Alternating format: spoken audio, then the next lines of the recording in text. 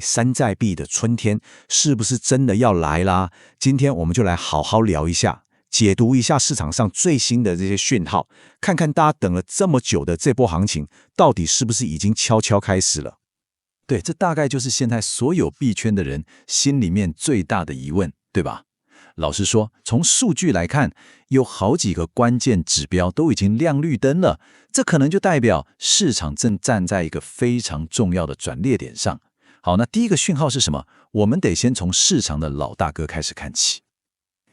要聊山寨币，你得先看比特币的脸色，这是一定的。你想想哦，它就像是整个市场的火车头，一定是要它先发动了，后面那一节一节的车厢，也就是这些山寨币，才有可能跟着动起来。那现在呢，这个火车头看起来动能非常强劲哦。你看哦，从技术图上来看，比特币现在的状况啊，就很像在盖房子，而且是地基营打得超级稳的那一种。它不只成功守住了一些很关键的价格支撑，还走出了一个很明显的上升趋势。那现在呢，它正在做的就是一次又一次的去挑战上面那块天花板，也就是主要的压力区。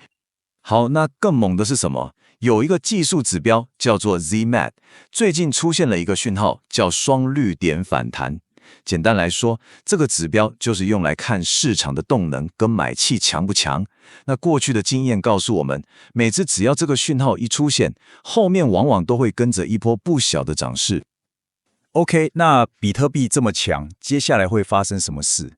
当然就是这个涟漪效应就出来了，它就像一颗石头丢进湖里。现在这个波纹已经开始扩散到整个山寨币市场，我们已经可以看到一些之前睡了很久的币，好像都开始有动静了。而且有趣的是，这一波可能的行情啊，它有两种不同的主角。一方面是像狗狗币这种大家都很熟的老牌明星，靠着像 ETF 要上市这种新的题材，又重新回到大家的视线里。那另一方面呢，我们也看到像 H-Coin 还有 ENA 这种新一代的项目，他们是靠着很创新的模式，还有很扎实的基本面，慢慢的在崛起。但你知道吗？这整个故事还不只是币圈自己的事。事实上，真正可能在帮这场派对煽风点火的，是来自圈外的全球大环境。哇，你看这个数字，负911000，这真的很夸张。这是美国有史以来最大的一次就业数据的向下修正。这代表什么？代表美国的就业市场比我们所有人想的都还要冷。你可能会想，这跟加密货币有什么关系？跟你说，关系可大了。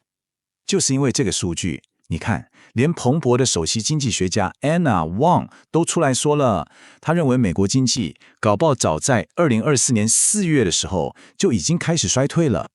好，所以重点来了，经济不好，那联总会为了救经济，就很有可能会加快降息的脚步，对吧？那市场上的钱一变多变便宜，大家就会开始到处找报酬率更高的地方去投资。那像加密货币这种风险资产，自然就变成一个很有吸引力的选项了。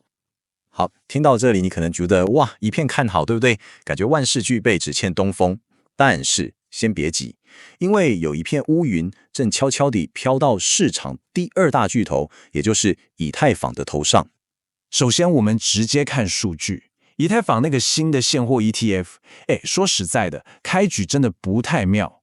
光是头6天，资金净流出就超过了10亿美金。这很明显就表示那些机构投资人对它其实是抱着蛮大的怀疑。那问题到底出在哪？关键就在一个叫 MNAV 的东西，听起来很复杂，但其实我用个比喻你就懂了。你就想象有一家公司，它像一个钱包，里面装了价值正好100块的以太币，但是呢，这家公司的股票在市场上只卖80块，这中间20块的价差就是所谓的 MNAV 折价。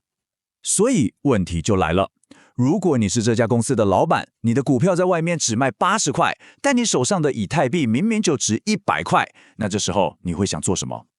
这就是最危险的地方，它会形成一个负向飞轮，一个恶性循环。怎么说呢？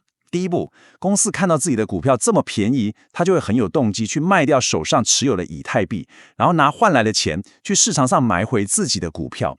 这样一来，过去市场上最大的以太币买家，现在反而变成卖家，这就造成了卖压。那更糟的是，这会形成一个循环，卖压导致币价下跌，市场信心就更差，那这些公司就更难去募到新的资金来买以太币。